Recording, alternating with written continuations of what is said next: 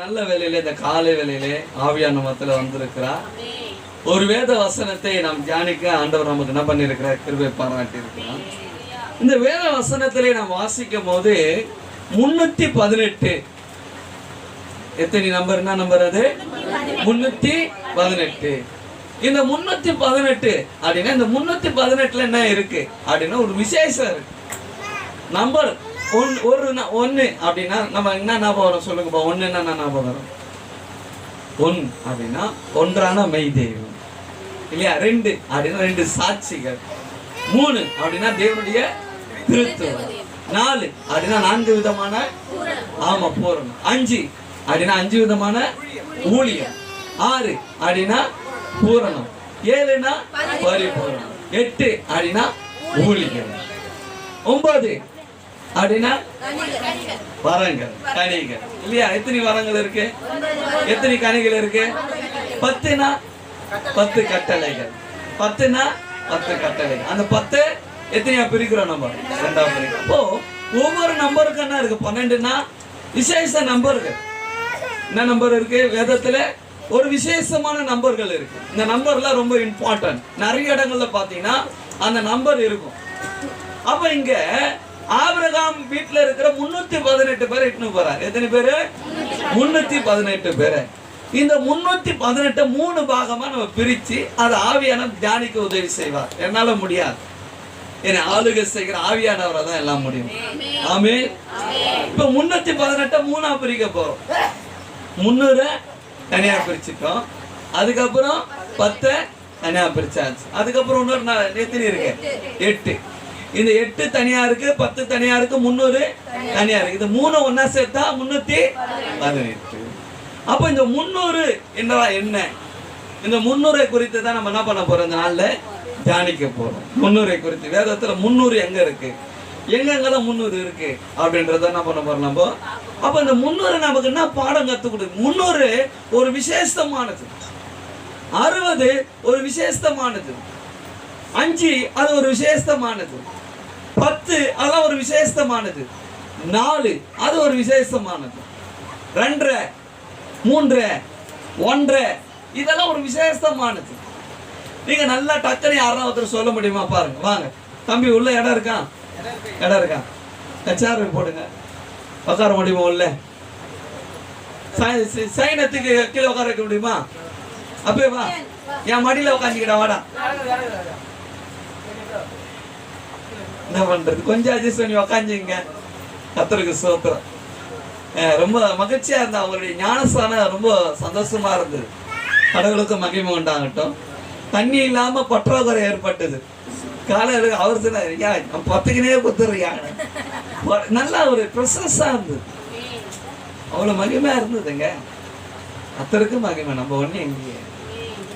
அப்போ அந்த 300 இந்த 1 2 எல்லாம் விசேஷமானது. யாரோ ஒருத்தர் சொல்லுங்க பார்க்கலாம். சரி, கரெக்ட். நம்ம என்ன போறோம்? 1 2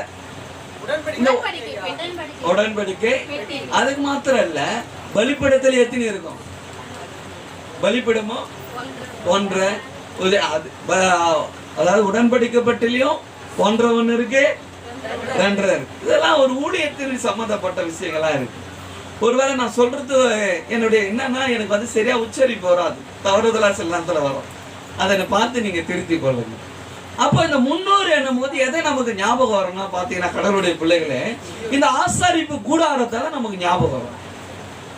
இந்த ஆசாரிப்பு கூடாரத்தின் சுற்றளவு நீங்க பாத்தீங்கன்னா 300 முழம். எத்தனை முழம்? 300. ஆசாரிப்பு கூடாரம். ஆசாரிப்பு கூடாரம் பார்த்திருக்கிறீங்களா? யாரெல்லாம் போட்டோல பார்த்திருக்கிறீங்க? ஆசாரிப்பு கூடாரம் பார்த்திருக்கிறீங்களா? யாரெல்லாம் பார்த்திருக்கிறீங்க? ஆசாரிப்பு கூடாரம் ஒருவர் தம்பி பார்த்துரு. தம்பி தீமத்தியோ முடிஞ்ச ஒரு நெட்ல என்ன பண்ண, இந்த ஆசாரிப்பு கூடாரம் ஒரு பெரிய இதை வந்து வச்சு மாட்டி விடுப்பான். எல்லாரும் தெரிஞ்ச குத்துவலுக்கு பார்க்கட்டும், தூபபீடத்தை பார்க்கட்டும், தெரிஞ்சு கொள்ளட்டும். அப்போ இந்த ஆசாரிப்பு கூடாரத்து சுற்றளவு நீங்க பாத்தீங்கன்னா 300 முழம் இருக்கும். இந்த 300 முழம் என்பது எதை காட்டுது அப்படின்னு நீங்க பாத்தீங்கன்னா, கடவுளுடைய பிள்ளைகளே, ஆசாரிப்பு கூடாரம் எங்கதான் இருந்தது? எங்கதான் இருந்தது?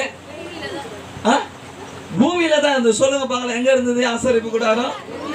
பூமியில தான் இருந்தது. ஆனா பூமியில இருந்தாலும் இந்த ஆசாரிப்பு கூடாரத்துக்கும் இந்த உலகத்துக்கு என்ன இல்லை, ஒரு சம்மந்தமே இல்லை. ஆசாரிப்பு கூடாரத்துல உலகம் காரியம் போவாது. ஆசாரிப்பு கூடாரத்துக்குள்ள உலக பேச்சு போவாது. ஆசாரிப்பு கூடாரத்துல உலக பிரகாரமான சிநேகிதம் உள்ள போவாது. ஆசாரிப்பு கூடாரம் ஒரு விசேஷமானது. அதே தேவன் அது எப்படி அப்படின்னா, இன்னைக்கு அறிவாளிங்க சொல்றாங்க, என்னென்ன அறிவாளி சொல்றாங்கன்னா, தேவன் வந்து திருத்தவெல்லாம் இல்லை, ஒருத்தரை தான் இருக்கிறாரு அப்படின்னு ஒரு காரியத்தை சொல்றாங்க. பரலோகத்தை குறித்து நம்ம பார்க்கணும்னா முதலாவது எதை நல்லா பார்க்கணும், நீங்க நல்லா கவனிச்சீங்கன்னா, ஆசாரிப்பு கூடாரத்தை நீங்க பார்த்தீங்கன்னா அது பரலோகத்தினுடைய நிழலாட்டம் உங்களுக்கு காட்டும். ஆசாரிப்பு கூடாரம் விசேஷமானது, சாதாரண விஷயம் இல்லை. மோசே ராப்பகலா தேவனிடத்துல பேசி கொண்டிருக்கிறார். மகிமையின் கர்த்தரின் தரிசனத்தை அவர் உணர்ந்து கொண்டிருக்கிறாரு. அப்போ தேவ் சொல்றாரு, வசனம் சொல்லுது, உனக்கு காண்பித்த பிரகாரத்தின்படியே. யார் சொல்லுது? தேவன் சொல்ற. அப்ப என்ன காட்டினாரு? அப்ப பரலோகத்துல என்ன காட்டுறாருன்னா, அந்த காட்டுனதான் எங்க இருக்கு? பூமியில இருக்குங்க. கடவுள் பிள்ளைகளை கவனிங்க. ஆண்டவர் காட்டுறார், அததான் எங்க செய்யறாரு? மோசே பூமியில செய்யறார். பூமியில எல்லா காரியத்தையும் நேர்த்தியா முடிக்கிறார். அப்ப என்ன காரணம்னா, பரலோகம் எப்படி இருக்கோ அதுல நீலாட்டம் தான் எங்க இருக்கு? எங்க இருக்கு சொல்லுங்க பார்க்கலாம். எங்க இருக்கு? பூமியில ஆசாரிப்பு கூடாரத்துல இருக்கு. எங்க இருக்கு? ஆசாரிப்பு கூடாரத்துல. இது அதுதான் நீலாட்டம். இந்த ஆசாரிப்பு கூடாரத்துல நீங்க போனீங்கன்னா பிரகாரம்னு ஒண்ணு இருக்குங்க. அதை தாண்டி உள்ள போனா என்ன இருக்கும்? பரிசுத்த ஸ்தலம்னு ஒண்ணு இருக்கும். அதை தாண்டி உள்ள போனீங்கன்னா என்ன இருக்கும்? மகா பரிசுத்த ஸ்தலம். 3 இருக்கா? புதிய வானம்னு ஒண்ணு இருக்கு, புதிய பூமின்னு இருக்கு, பரம எருசலேம்னு ஒண்ணு இருக்குங்க பரலோகத்துல. இது நீலாட்டம். இது நீலாட்டம். நீங்க சாதாரண இல்ல, நீங்க தேவனுடைய பிள்ளைகள். தேவன் திருத்துவமாய் காணப்படுகிறார். நமக்குள்ள ஆவி, நமக்குள்ள ஆத்மா, நமக்குள்ள சரீரம் இருக்கிறா போல அவரும் ஆவி, ஆத்மா, சரீரத்தோடு செயல்பட்டு கொண்டு இருக்கிறார். புரியுதுங்களா? தேவன் எப்படி ஒரு நாள் என்ன பண்றதில்லை, கண்டதில்லை. அவர் வார்த்தையா வந்தார் பூமியில. இயேசு பரிசுத்த ஆவியா நமக்குள்ள என்ன பண்றாரு? அவரு கிரியை செய்து கொண்டிருக்கிறார். விளங்குதுங்களா? அவர் தேவன் எப்படி இருக்கிறார்னா, அவர் திருத்துவமா இருக்கிறார். அப்ப பூமியில பரலோகத்தின் நீலாட்டம்னா புதிய வானம், புதிய பூமி, பரம எருசலேம். 3 அங்க இருக்கிறா போலதான் இங்கே எப்படி இருக்கு? பிரகாரம், பரிசுத்த ஸ்தலம், மகா பரிசுத்த ஸ்தலம். இதனுடைய நீலாட்டங்கள். இததான் நம்ம இத பாடம் படிச்சு கொண்டாலே நம்ம எதை பத்தி தெரிஞ்சுக்கலாம். ஒரு விஷயம் என்னங்க, எனக்கு ஒரு பெரிய விஷயம் என்னன்னா, வேதத்துல ஒரு அம்மா இருக்கிறாங்க. யோவான் புஸ்தகத்துல 4ஆம் அதிகாரத்துல ஒரு அம்மா இருக்கிறாங்க. அந்த 4ஆம் அதிகாரம் 21ஆம் வசனத்தை நீங்க வாசித்து பாத்தீங்கன்னா, அதற்கு இயேசு, நான் சொல்லுகிறதை நம்பு. நீங்கள் இந்த மலையிலோ எருசலேமிலோ மாத்திரமல்ல, எங்கும் பிதாவே தொழுது கொள்ளும் காலம் வருகிறது. தொழுது கொள்ளும் காலம் வருது அப்படின்றான். நல்லா கவனிங்க. எங்குமே யாரும் தொழுது கொள்ளுகிற காலம் வருதா? யாரோட பேசுறாங்க? சமாரிய ஸ்திரிக்கு இயேசுக்கு என்ன சம்பந்தம்? சமாரிய ஸ்திரி யாரு? சமாரிய ஸ்திரிக்கும் இயேசு கிறிஸ்து என்ன சம்பந்தம்? இயேசு கிறிஸ்துவை பத்தி சமாரிய ஸ்திரிக்கு என்ன தெரியும்? தெரியாது. நல்லா கவனிங்க. அந்த அம்மா சொல்லுது, ஆனா எங்க பிதாக்கள் எங்க தொய்து கொண்டு வந்தாங்களா? இந்த மலை மேல தொய்து கொண்டு வந்த, மலை மேல ஆராய்ச்சின்னு வந்தாங்களே, இந்த மலை மேல துதிச்சுன்னு வந்தாங்களே, நீங்க எருசலேம்ல போய் ஆராதிக்கணும் இருக்கு சொல்றீங்களே அப்படின்னு யாரை பார்த்து கேட்கறாங்க? இந்த அம்மாவுக்கும் இயேசுக்கு சம்மதம் இல்லையே. ஆனா இந்த அம்மா வேதத்தை பத்தி நல்லா என்ன பண்ணுது? தெரிஞ்சு வச்சு. நீங்க நல்லா புரிஞ்சு கொள்ளுங்க. நம்ம படிப்பறிவு கம்மியா இருக்கணும், ஆனா வேத வசனத்தை கேட்கறதுல நம்ம கூர்மையா இருக்கணும். படிச்சவங்களுக்கும் படிக்காதவங்க ஒரு சில வித்தியாசம் இருக்கு. என்ன வித்தியாசம்னா பாத்தீங்கன்னா, படிச்சவங்க நோட் புக்கை வச்சு பல நேரங்கள்ல அவங்க செய்வாங்க. ஆனா படிக்காதவங்க பாத்தீங்கன்னா ஞாபகம் பண்ணி பேசுவாங்க. ஒரு பாட்டை கூட அவங்க பாட்டு புக் பார்த்து பாட மாட்டான். அவன் ஃபுல்லானா அவங்க மனசுல பதிவாயிடும். நம்பர்லாம் ஞாபகம் பண்ணி வச்சிருப்பான். பார்த்து இருக்கிறீங்களா?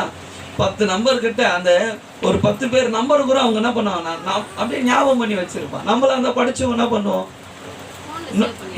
எழுதி வைப்போம், சேவ் பண்ணி வைப்போம். நீங்க நல்லா கவனிங்க. நம்ம படிப்பறிவில் கம்மியா இருந்தாலும் எல்லாரும் சொல்லுவோம், சில பேர் இருந்தாலும் கடவுள் பிள்ளைங்க வசனத்தை நீங்க என்ன பண்ண கூர்ந்து கவனிக்க. அப்போ அந்த வசனம் என்ன பண்ணனா இயேசுவை குறித்து வெளிச்சத்தை நம்ம கொண்டு வந்து சேர்க்க. ஒரு வெளிச்சம் நமக்குள்ள வந்தாதாங்க. இப்போ ஒரு வண்டி ஓட்டுறோம்னா இந்த வண்டி ஏன் நின்னுது, எதுக்காக நின்னுது அப்படின்னு நமக்கு தெரியணுமா தெரியக்கூடாதா? ஒரு வண்டியை பத்தி ஓரளவுனா நம்ம தெரியணும். ஓ இது பிளக் ஆகிட்டு இது ஆயிடுச்சு, நம்ம கைட்டிட்டு என்ன பண்ணோம், சுத்தம் பண்ணணும். அதை சுத்தம் பண்ணி போட்டா வண்டி என்ன ஆகும், சாட். அப்ப என்ன பண்ண, ஒரு வண்டியை குறித்து நமக்கு அறிவு இருக்கும் போது வேதத்தை பற்றி அறிகிற அறிவு நமக்குள்ள வந்தாதான் நாம் தேவனை பற்றி அறிந்து கொள்ள விட முடியும் மேன்மையாக. அப்ப வேதத்தை பற்றி அறிவு இல்லைன்னா யாரை பத்தி நம்ம சரியா புரிஞ்சு கொள்ள முடியாது. வேதம் தான் வெளிச்சத்தை நமக்குள்ள கொண்டு வரும். அப்ப நல்லா கவனிங்க கடவுளுடைய பிள்ளைகளே. அப்போ இந்த அம்மா பேசுறாங்க, யாரை பத்தி பேசுறாங்க, அவங்க யாக்கோபை பத்தி பேசுற. யாக்கோபுக்கு நான் சம்பந்தம். இந்த அவர் கேட்கிறாரு, என்ன கேட்டாரு, சிறியே தாகத்துக்கு அப்படின்னு கேட்டா அந்த அம்மா நான் கேட்கறாங்க, நீ சமரினா நீ யூதனா இருக்க சமாரியத்தில் கேட்கறது என்ன கேட்கறாங்களா இல்லையா? அப்ப யூதர்கள் ஏன் என்கிட்ட வந்து பேசுறீங்க, சமாரியர் கிட்ட ஏன் வரீங்க, எங்ககிட்ட வரக்கூடாது, நீங்க மேன்மையானவளாச்சே, நீங்க பிரதானமா ஏன் கிட்ட வரீங்க அப்படின்னு கேள்வி கேட்கறாங்க. நல்லா புரிஞ்சு கொள்ளுங்க. அந்த சமரியா ஸ்திரீ வேதத்தை பத்தி தேவனை பத்தி ஒரு அறிவுக்குள்ள இருந்தனால்தான் இயேசு அந்த இடத்துல அந்த அம்மா என்ன பண்றாரு, போய் சந்திக்க ஆரம்பிக்கிறார். அப்ப இயேசுவை நீ சந்திக்கணும். இயேசு எப்போ வரப்போறாரு, என்னைக்கு வரப்போறாரு, எந்த நேரத்துல வரப்போறாரு, நமக்கு வெளிச்சம் இருக்கா, நமக்கு அறிவு இருக்கா? கடவுளுடைய பிள்ளைகளை கவனிங்க. நாம் நினையாத நாளிலே மனுஷகுமாரன் வருவார். அப்ப இந்த இரவு இன்று நைட் அவர் வருவாரானா நாம அவரை சந்திக்க ஆயத்தமா இருக்கிறோமா? வரலையே, ஒண்ணுமே வரலையே. நிறைய பேருக்கு டவுட்டாவே இருக்கா, சந்தேகமா இருக்கா, சந்தேகமா இருக்கா? இல்ல ஏசப்பா ஏசு ராஜா மகாராஜா இன்னைக்கு வந்தாருன்னா நான் அவரை சந்திக்க இன்னைக்கு நைட்டு நான் அவர் வந்தாருன்னா நான் போவேன். அந்த அறிவு நமக்கு அவர் எப்போ வரப்போகிறார், நீங்க நினையாத நாளிலே. அப்ப மனுஷகுமாரன் வரப்போகிற போது நம்ம எப்படி இருக்கணும்னா ஆயத்தத்தோடு காணப்படணுங்க. வேதத்தை பத்தி ஒரு தெளிவான வெளிச்சங்கள் நமக்குள்ள இருக்கணும். பைபிளை பத்தி தெளிவான முறையில் நம்ம படித்து தேர வேண்டும். அப்போ நமக்குள்ள வேத வெளிச்சம் நமக்குள்ள வரும்போதுதான் இயேசுவின் வருகையை நமக்கு கரெக்டா தெரியும். புரியுதுங்களா நான் சொல்றது, விளங்குதுங்களா? அப்ப இயேசு யாரை பார்த்து சந்திக்க வந்தா, யாரை சந்திக்க வந்தாரு வாசித்து பாருங்க பார்க்கலாம். 4ஆம் அதிகாரம் 1ஆம் வசனம் மைக்கில தான் வாசிங்க. 4:1 யோவான் 4:1 அது கீழே வாசிங்க.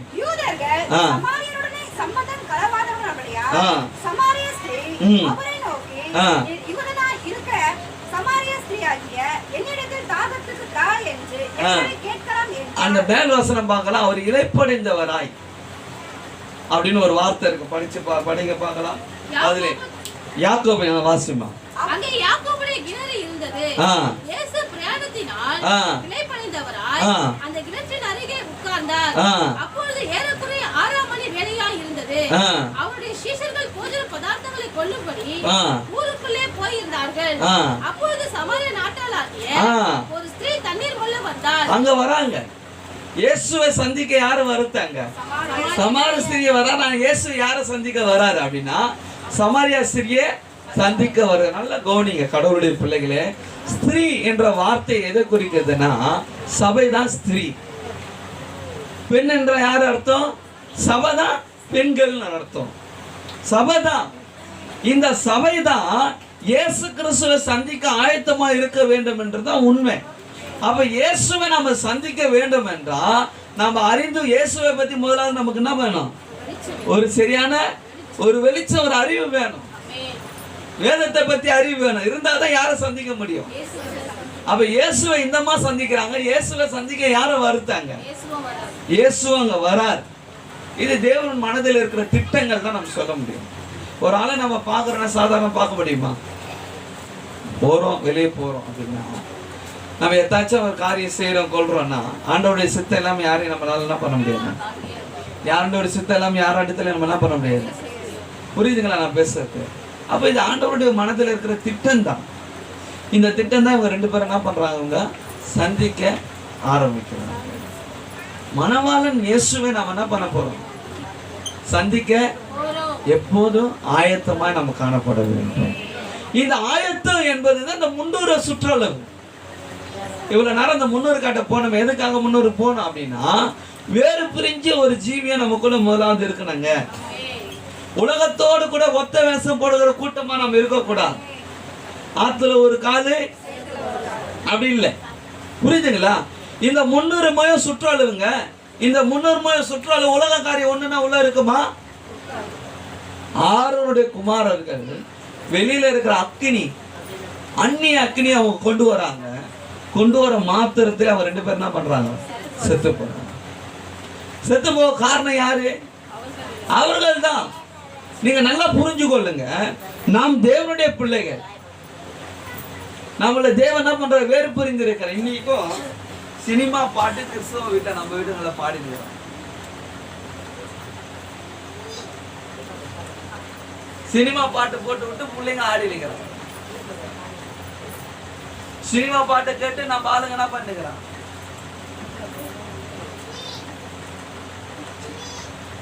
இயேசு உலகத்தானா? சொல்லுங்க பார்க்கலாம். சொல்ல மாட்டீங்களே யாரும்? இயேசு உலகத்தானா? இயேசு எங்க இருந்தாருங்க? உலகத்துல தான் 33 வருஷம் வாழ்ந்தார். ஆனா உலகத்தாலே கரப்படாத அவர் வாழ்ந்தார். உலகத்தின் காரியம் யாருக்குள்ள இல்ல, இயேசுக்குள்ள இல்ல. நீங்க புரிஞ்சு கொள்ளுங்க, நாம் தேவனுடைய பிள்ளைகள். நம்மளை தேவன் என்ன பண்ற? வேறு பிரித்து இருக்கிறார். என் கடவுள் எவ்வளவு மகிமையான கடவுள், எவ்வளவு மகத்துவம் உள்ள கடவுள், எவ்வளவு அற்புதமான கடவுள். நம் தேவனை சொல்லனா மணிக்கணக்கு சொல்லாங்க. என்னாக புஸ்தகத்தில் 23ஆம் அதிகாரத்தில் 13ஆம் வசனம் நினைக்கிறேன், வாசிச்சு பாருங்களேன். அவ்வளவு அழகா தெளிவான முறையில் பேசுறான். வாசிங்க சீக்கிரம். என்னாக புஸ்தகம் 23. பின்பு பாலாக் அவனை நோக்கி, நீர் அவர்களை பார்க்கத்தக்க வேறொரு இடத்திற்கு என்னோட கூட வாரும். மேல வசனம் வாசிமா. அதற்கு அவன், ஒருத்தரா வாசிங்க, சண்டை போடாதீங்க. மைக் யார் கையில இருக்குதோ அவங்கள வாசிங்க. கர்த்தர் என் வாயில் அருளினதையே சொல்வது என் கடமை அல்லவா என்றான். பின்பு பாலாக் அவனை நோக்கி, நீர் அவர்களை பார்க்கத்தக்க வேறொரு இடத்திற்கு என்னோட கூட வாரும். அங்கே அவர்கள் எல்லாரையும் பாராமல் அவர்களுடைய கடைசி பாளையத்தை மாத்திரம் பார்ப்பீர். அங்கே இருந்து எனக்காக அவர்களை சபிக்க வேண்டும் என்று சொல்லி. 8 வாசிமா. தேவன் சபிக்காதவனை நான் சபிப்பது எப்படி? தேவன் சபிக்காதவனை நான் சபிப்பது எப்படி? கர்த்தர் வெறுக்காதவனை நான் வெறுப்பது எப்படி? கண்மலை உச்சியில் இருந்து நான் அவனை கண்டு குன்றுகளிலிருந்து அவனை பார்க்கின்றேன். அந்த ஜனங்கள் ஜாதிகளோடு கலவாமல். யாரோடு கலக்க மாட்டான்? இந்த ஜனம் யாரோட கலக்காத கூட்டம். எந்த உலக பிரகாரமான ஆட்களோட கூட சேர்ற கூட்டம் இல்ல. இவங்க யாரு? விசேஷமானவங்க, தேவனால் பிரித்தெடுக்கப்பட்ட ஜனங்க. இவங்க யாரு? தேவனுடைய பிள்ளைங்க. தேவன் எப்படி கொண்டு வந்தாரு? எவ்வளவு மகிமையான காரியங்களை அவங்க வாழ்க்கையில செய்து கொண்டு வந்தாரு. எவ்வளவு அற்புதமான காரியங்களை அவங்க வாழ்க்கையில செய்து கொண்டு வந்தார். ராஜா சொல்றான், யாரை சபிக்கணுமா? இஸ்ரவேலை சபிக்கணும். இஸ்ரவேலுக்கு விரோதமா மந்திரம் செய்யணும். இஸ்ரவேலை சபிக்கணும். இஸ்ரவேல் இல்லாமல் போகணும் அப்படின்ற திட்டத்தோடு வரான் பாலாக்கு. பிள்ளையாம் சொல்றான், இஸ்ரவேலை ஆசீர்வதிப்பது, உன்னை ஆசீர்வதிக்கிறது யார் பெரிய? பகத்துல இருப்பா சொல்லுங்க. உன்னை ஆசீர்வதிப்பது, சோத்துல சாந்தி நிக்கிறவங்களை பார்த்து சொல்லும், உன்னை ஆசீர்வதிப்பது கர்த்தருக்கு பிரியமா இருக்கட்டும். உன்னை ஆசீர்வதிப்பதுக்கு கர்த்தர் பிரியமா இருக்கிறார். நம்ம தகுதியா இருக்கிறோமா? விளங்குதா? நம்மளை எங்க பிரிச்சு எடுத்தாரு? தேவன் தாயின் கருவில பிரித்தார். விளங்குதா? கடவுளுடைய பிள்ளைகளே கவனிங்க. பிள்ளையாமே அந்த ஆள் வந்து மந்திரம் செய்யறவங்க எல்லாம் அழிச்சு போனா, ஆஹா, உன்னை தொடுகிறவன் கண்மணியை தொடுகிறான். இவ்வளவு அற்புதமா இருக்கு. ஆனா 25ஆம் வசனத்துல நீங்க வாசிங்கன்னா, அதிகாரம் 25ல 2ல அவர்கள் தங்கள் தேவர்களுக்கு இட்ட பலிகளை விருந்துண்ணும்படி ஜனங்களை அழைத்தார்கள். ஜனங்கள் போய் புசித்து அவர்கள் தேவர்களை பணிந்து கொண்டார்கள். இப்படி இஸ்ரவேலர் ஆசாரியர் பாலாக் பேயோரை பற்றிக் கொண்டார்கள். அதனால் இஸ்ரவேலர் மேல் கர்த்தருடைய கோபம். யார் கோபம் வருது? ஏன் கோபம் வந்தது? இஸ்ரவேலை ஆசீர்வதிப்பது உன்னை தொடுகிறவன் நான் உன்னை விட்டு விலகுதும் இல்லை, உனக்கு விரோதமாய் உருவாக்கப்பட எந்த ஆயுதமோ நீ பயப்படாதே, நான் உன்னோடு கூட. இவ்வளோ சொன்ன தெய்வம் ஏன் சாவடிக்கணும்? கவுனிங், கடவுளுடைய பிள்ளைகளை கவுனிங். ஏன் அழிக்கணும்? காரணம் ஏன் அழிச்சாரு? ஏன் அவங்கள அழிச்சு போட காரணம் எதுக்கு? புரியுதா? இவங்க தேவனுக்கு விரோதமாய் உலக பிரகாரமான காரியங்களை போய் செய்ய ஆரம்பிக்கிறாங்க. பாகாலை வணங்க ஆரம்பிக்கிறாங்க, விக்கிரகங்களை வணங்க ஆரம்பிக்கிறாங்க. அப்ப வணங்கும் போதுதான் யாருடைய கோபம் அவங்க மேல பற்றி எறிது. எப்படி இருந்திருக்கும்? உன்னை எவ்வளவு அழகா கடவுள் நடத்துறார், உன்னை எவ்வளவு விரும்பி நேசிக்க. தேவன் தம்முடைய ஜீவனே உனக்காக எனக்காக கொடுத்தாருங்க. நம்ம போய் உலக பிரகாரமான ஆட்களோட உட்காரலாமா? உலக பிரகாரமான பேச்சு பேசலாமா? நீ உலகத்தானா இல்ல கர்த்தருடைய பிள்ளையா? நம்ம உலகத்துக்கு நமக்கு சம்பந்தம் இல்லை. இந்த 300 மைல் சுற்றளவு என்பது இந்த உலகத்திலிருந்து வேறு பிரிஞ்ச ஜீவி. இந்த 300 எதற்காகனா நம்ம வேறு பிரிஞ்ச ஒரு வாழ்க்கை வாயிரமா, நாம் கடவுளுக்குள்ள பிரியமான ஒரு ஜீவி வாயிரமா? மீண்டும் மீண்டும் எனக்கு அர்த்தம் வரும். உலக பிரகாரமான பாட்டு, உலக பிரகாரமான பேச்சு, இது நமக்கு தேவையா? தேவையா? தேவையில்லையா? ஏன் தேவையில்லை? சொல்ல மாட்டீங்களா? கம்முன்னு இருக்கிறீங்களே. ஏன்னா நான் யார் இல்லை, நான் உலகத்தால் அல்ல, நான் யாரால பிரித்து எடுக்கப்பட்டவன். எவ்வளவு மகிமை தெய்வம், யோசிச்சு பார்த்துக்கிறீங்களா? ஆதியாம் புஸ்தகம் 6ஆம் அதிகாரத்திலே 5வது வசனம் நினைக்கிற வாசி பாருங்களேன். மனுஷனுடைய அக்கிரமம் பூமியை பெருகிறது என்றும் அவர் இதயத்து நினைவுகளே தோற்றமெல்லாம் நித்தமும்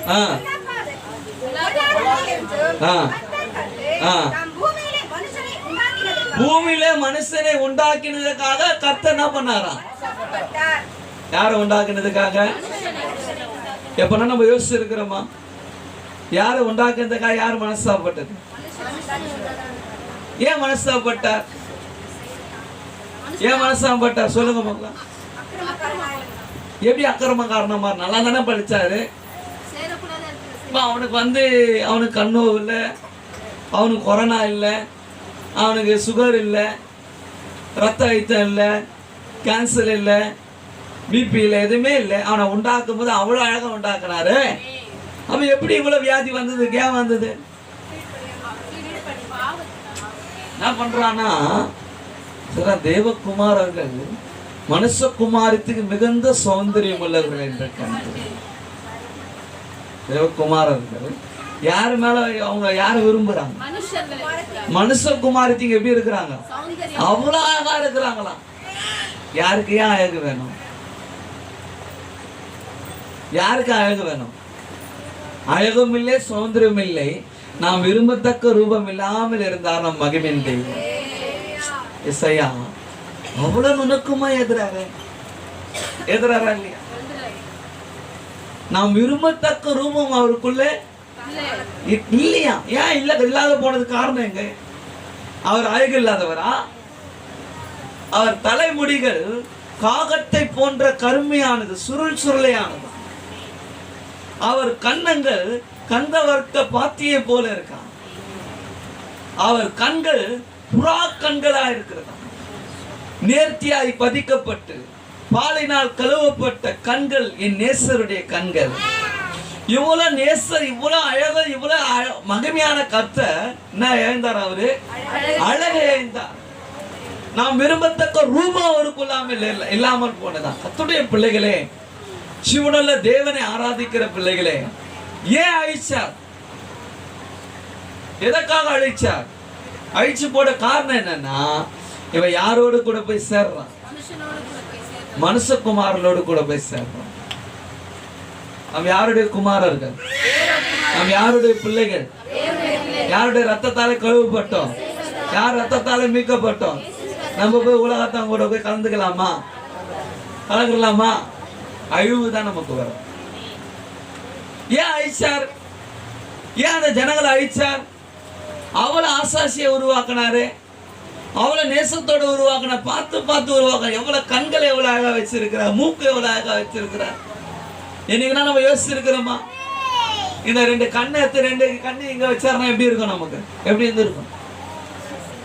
2 கண்ணும் இங்க இருந்தா எப்படி இருக்கும்? 2 காது இங்க இருந்தா எப்படி இருக்கும்? எப்படி இருக்கும்?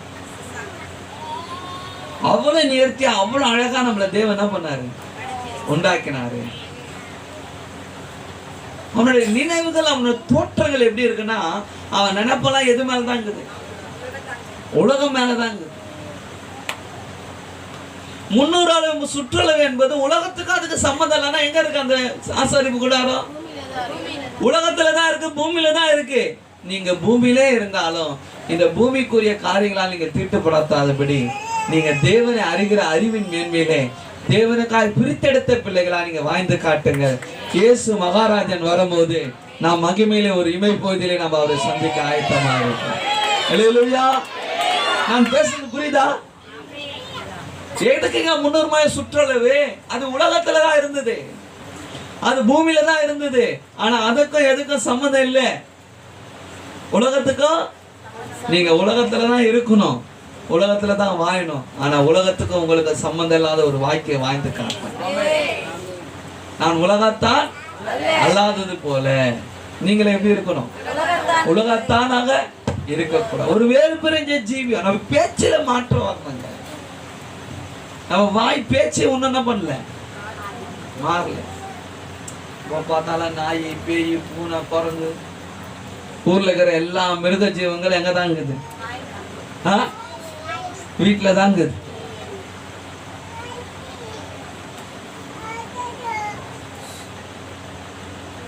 இந்த பேச்சு வாயில என்ன பேச்சு வருது? வாயில திறந்தாலே நாய, பேய, பூனை, கரடி, கைத,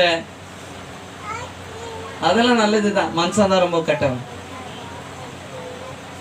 எந்த கைதனா ஒரு வீட்டுல போய் திருடு பாத்துக்கிறீங்களா? யாருன்னா சொல்லுங்க பார்க்கலாம். இந்த கைதை இந்த வீட்டுல திருடுச்சுன்னு என்ன போன்ல வந்துக்குது, பேப்பர்ல வந்து இதை பாத்துக்கிறீங்களா? வராது. இந்த கைதை போய் இன்னொரு கைதை வெட்டிச்சு அப்படின்னு பாத்துக்கிறீங்களா? பார்க்க முடியாது. ஏன்னா அதுங்க கூட கடவுளுடைய வார்த்தை கீழ்ப்படிஞ்சு நடக்கும். மனுஷன் தான் அவ்வளவு பொல்லாதவனா இருக்கிறான். தேவன் இந்த பொல்லாத எண்ணங்களை மாற்றுவதற்காக தான் இந்த பூமியிலே அவர் மனிதனாய் வந்தார். நான் பேசுறது விலங்குதான் நினைக்கிறேன். இந்த 300 மைல் சுற்றளவு என்பது உலகத்திலிருந்து வேறு புரிஞ்ச ஒரு ஜீவியம். உலகத்தோடு சம்பந்தம் இல்லாத ஒரு வாழ்க்கை நம்ம வாழ்க்கை இருக்கா? இந்த உலகமும் அது இச்சையும் ஓய்ந்து போகும். இந்த உலகத்தை எதுக்காக வைத்திருக்கிறாரு? ஆயத்தினி தீர்ப்புக்காக வைத்திருக்கிறார். நம் உலகத்தோடு அல்ல, தேவனோடு கூட இருக்கிற அனுபவம் நமக்கு தேவை. ஆசாரிப்பு கூடாரம் 300 மைல் சுற்றளவு தாங்க.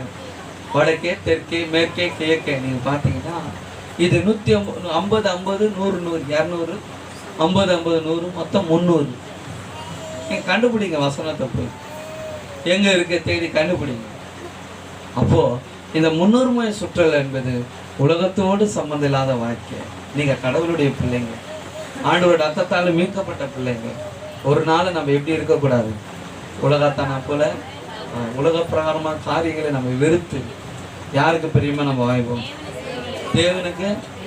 சாத்ராக், மேஷாக், ஆபேத்நேகோ, தானியேல் சொல்றாங்க, ராஜ போஜனத்தால் தன்னை திட்டுப்படுத்த ஆகாது. அவங்க தீர்மானம் பண்றாங்க. அவங்க என்ன பண்றாங்க? அவங்க மனதில் தீர்மானம் பண்றாங்க.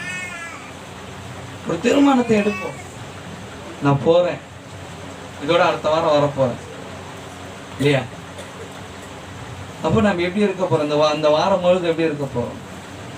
இந்த உலகத்தோடு சேர்ந்த வாழ்க்கை அல்ல, உலகத்திலிருந்து வேறு பிரிஞ்ச வாழ்க்கையை நம்ம என்ன பண்ண போறோம்? வாழ போறோம். எத்தனை பேர்லாம் அப்படி வாழ போறீங்க? எல்லாத்தையும் விட்டு கடாசு வேஸ்ட்டுங்க. தயவுசெய்து சொல்றேன், ஒரு சில உலக பிரகாரம் கட்ட பார்க்கறது இருந்தாங்களோ அதை விட்டுடுங்க. அதனால நமக்கு அழிவு தான் வரும், அதனால நமக்கு பாதிப்பு தான் வரும், அதனால நம்ம குடும்பத்துல பிரச்சனை தான் வரும். அது நிரந்தரம் அல்ல. கடவுளுடைய பிள்ளைங்க நம்ம உலகத்தான் அல்ல. நம்ம யாருடைய பிள்ளைங்க? யாருடைய ரத்தத்தால கழுவப்பட்ட பிள்ளைங்க? அப்ப 300 மயம் அப்படின்னும் போது யாருக்கு அதுக்கு சம்மந்தம் இல்லை. உலகத்துக்கும் அந்த 300 மயத்துக்கும் சம்பந்தமே இல்லை. நம்ம எங்க இருக்கிறோம்? உலகத்துல தான் இருக்கிறோம். ஆனா யாருக்கு சம்மந்தம் இல்லாத வாழ்க்கை வாழணும். உலகத்தோடு சம்மந்தம் இல்லாத ஒரு வாழ்க்கை வாழணும் கற்றுக்கொள்ளணும். அப்பதான் அந்த உலகத்துக்கு போகும். எந்த உலகத்துக்கு? இந்த உலகம் வேணுமா அந்த உலகம் வேணுமா? எந்த உலகம் வேணும் உங்களுக்கு? எந்த உலகம் வேணும்? அங்க என்ன இல்லைன்னா அங்க எந்த ஒரு காரியமும் இல்லை. உலக பிரகாரமான காரியம் இல்லை. அழுகை இல்லை, கண்ணீர் இல்லை, துக்கம் இல்லை, வேதனை இல்லை. யாரோடு கூட இருக்க போறோம்? இயேசுவோடு கூட மகிமையிலே காணப்படுகிறது. ராப்பகல் இல்லையே. ரட்சகர் எப்படி இருக்கிறாரு? வெளிச்சமாய் காணப்படுகிறது. பிள்ளைகளை ஒப்பு கொடுப்போம். இன்னொரு வசனத்தை மட்டும் வாசி. போதும், ஒரு 5 நிமிஷம் முடிப்போம். போதும், அதிகம் டைம் ஆச்சு. நியாயாதிபதி புஸ்தகம் 7ஆம் அதிகாரத்துல 2ஆம் வசனத்தை மட்டும் வாசி முடிப்போம். நேரம் ஆயிடுச்சு. உள்ள வாசிங்க.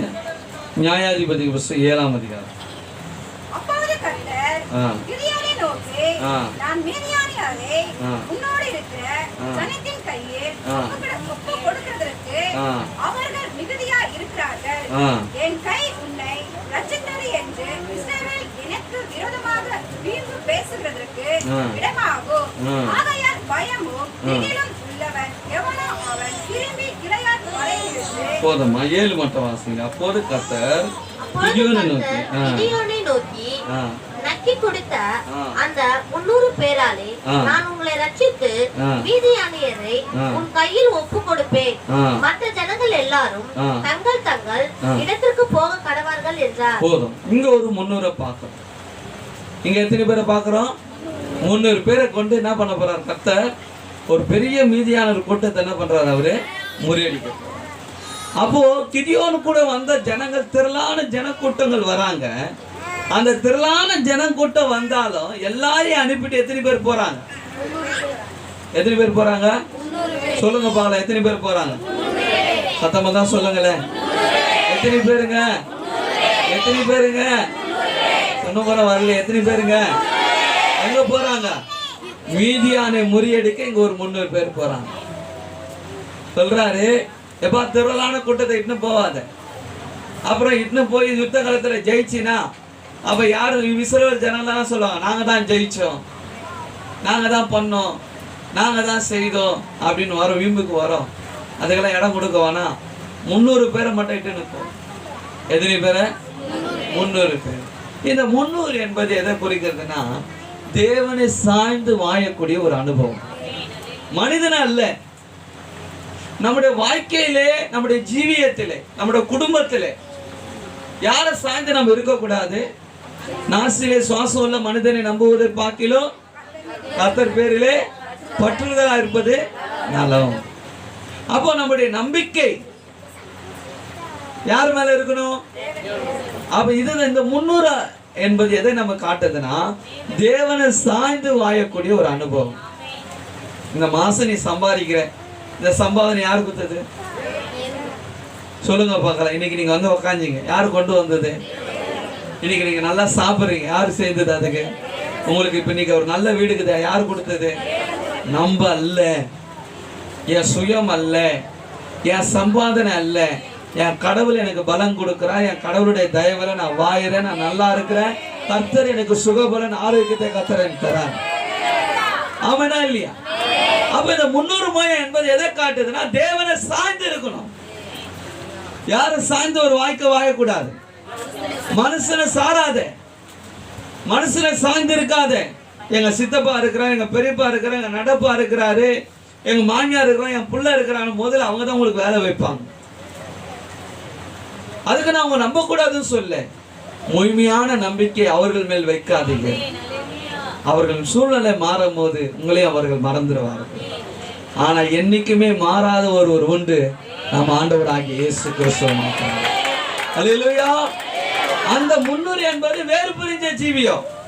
இந்த 300 என்பது தேவனை சாய்ந்திருக்கிற ஒரு அனுபவம். அம்மா ரூத் சொல்றே, ரூத் புஸ்தகம் 2ஆம் அதிகாரம் 2ஆம் வசனத்தை வாசிங்க.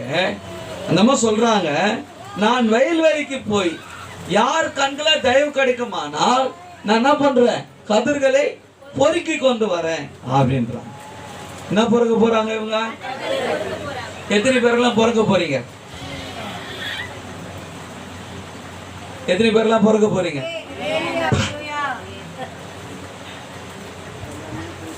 வேத வசனத்தை பொறுக்கிறவங்க தாங்க பொறுக்கணும். அதுதான் சொன்னேன், வேற என்ன தப்பா நினைச்சுக்காங்க. எதை பொறுக்கணும்? நம்ம வேத வசனத்தை பொறுக்கணும். என்னமா சொல்றாங்க? யாரு ரூத்தும் ஒரு விதவை, மாமியாரும் ஒரு விதவை. இந்த ஒரு வீட்டுல 2 விதவை இருக்கிறாங்க. 2 விதவைக்கும் சாப்பாடுக்கு இல்லை. பக்கத்து வீட்டுல போய் கொஞ்சம் குழம்பு இருந்தா கொடுக்காம அப்படி கேட்டாங்களா?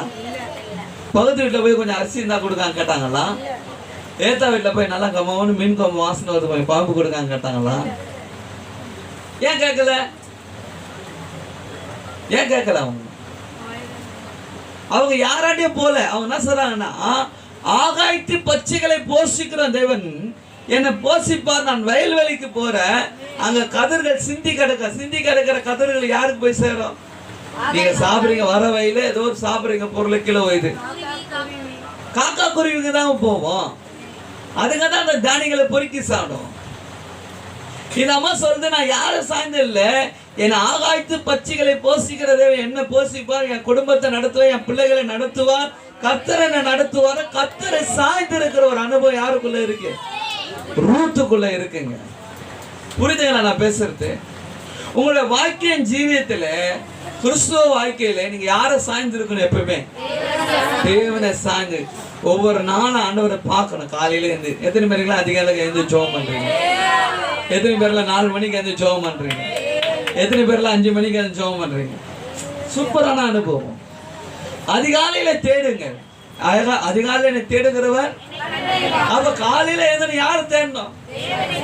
ஆண்டவருடைய பிள்ளைகளே, நீங்க தேவனை சாய்ந்திருங்க. இந்த 300 மைல் சுற்றளவு என்பது தேவனை சாய்ந்து இருக்கிற அனுபவம். இந்த 300 என்பது தேவனை சாய்ந்து இருக்கக்கூடிய ஒரு அனுபவம். நாம் மனிதனை சார்ந்தல்ல. ஒரு நாள் நாம் யாரை ஒருபோதும் மனிதனை சாய்ந்து இருக்க கூடாது. அவன் யாரை சாய்ந்து இருக்க வேண்டும்? தேவனை சாய்ந்து இருக்கக்கூடிய ஒரு அனுபவத்தை நாம் பெற்றுக்கொள்ள வேண்டும். ஹல்லேலூயா. நான் பேசுறது புரிஞ்சுதா உங்களுக்கு? முதல்ல ஆசாரிப்பு கூடாரத்தை பார்க்கும் போது எது காக்குது? உலகத்துல இருந்து வேறு புரிஞ்சிச்சு. 2வது நம்ம ஆசாரிப்பு கூட இந்த 300 சுற்று கிதியோனை பார்க்கும் போது 300 என்பது யாரை சார்ந்த அனுபவம்? ஆண்டவரை சார்ந்திருங்க. எப்பவுமே ஆண்டவரை சார்ந்திருங்க. ஒரு சின்ன தேவையா யார்கிட்ட கேளுங்க. உங்க வீட்டுல குடும்பத்துல ஒரு பிரச்சனை யார்கிட்ட சொல்லணும் போது, உங்களுக்கு தேவை இருக்கு, அடுத்த மாசம்லாம் உங்களுக்கு நிறைய தேவை வரும். இப்ப யாரை கேட்கணும்? நீங்க என் தேவையை சந்திக்கிறவர் யாரு? உங்க தேவையை அவர் சந்திப்பாங்க. 2 விஷயம் எனக்கு சொல்றேன், மனசுல பதிச்சுங்க. ஒண்ணு வேறு பிரிஞ்சு வாங்க, ஒன்னொன்னு தேவனை சார்ந்து வாங்க. 2 வாழ்க்கையை உனக்குள்ள வரும்போது, நீ இருக்கும் போது இயேசு உன்னை சந்திக்க அவர் வந்துடுவார். நீ அவரை சந்திக்க போற. அவர் அங்க வருவார் மேகத்தோடு. பின்னம் எங்கேயோ கழுகுகள் வந்து கூடும். இயேசு மகாராஜா வரும்போது கழுகுகள் என்ற பரிசுத்தவான்கள், பரிசுத்தவாட்டிகள் அவரை சந்திப்பதற்காக நாம் கடந்து போவோம். வேறு பிரிஞ்ச ஜீவியத்தை காண்போம். தேவனை சார்ந்து இருக்கிற அனுபவத்தை இந்த வாழ்க்கையில காற்றுக்கொள்வோம். கர்த்தர் தாமே நம்மை ஆசீர்வதிப்பாராக. நிச்சயம் கண்களை மூடி ஆண்டவரே, இந்த நல்ல வேலையில எங்களை ஒப்பு கொடுக்குறோம்ப்பா. ஆவியாத்தும் சரீரத்தை நாங்கள் ஒப்பு கொடுக்கிறோம். மனிதனை சார்ந்த அனுபவம், தேவனை சார்ந்த அனுபவம், உலகத்தோடு அல்ல தேவனோடு இருக்கிற அனுபவம் பெற்றுக்கொள்ளட்டும். ஆசாரிப்பு கூடாரம் 300 மைல் சுற்றுலா என்பது உலகத்துக்கு அதுக்கு சம்பந்தமே இல்லை. உலகத்துல இருந்து ஒரு வேறு பிரிஞ்ச ஜீவியம், வேறு பிரிந்த ஒரு வாக்கியம் அந்த 300 மைல் என்பது. ஆமா ஆண்டவரே, அப்படியா நாங்கள் காணப்படத்தக்க எங்களை ஒப்பு கொடுக்கிறோம். கிதியோன் 300 பேரை கொண்டு ஒரு பெருப்படையை முறியடித்தான். அது தேவனை சாய்ந்து இருக்கிற அனுபவம். நாங்கள் எப்போதும் எங்கள் தேவைக்காக எங்கள் குறைகளை மனிதனத்தில் சொல்லி புலம்புறதல்ல. சில பேர் செத்து போன போட்டா முன்னாடி போய் புலம்புவாங்க. செத்து போன கணவரோ தகப்பனாரோ. உண்மை, அவர்கள் நாம் நேசிச்சோம், உண்மைதான். அவர்கள் தேவனோடு கூட இருப்பார்கள். நம்ம தேவன்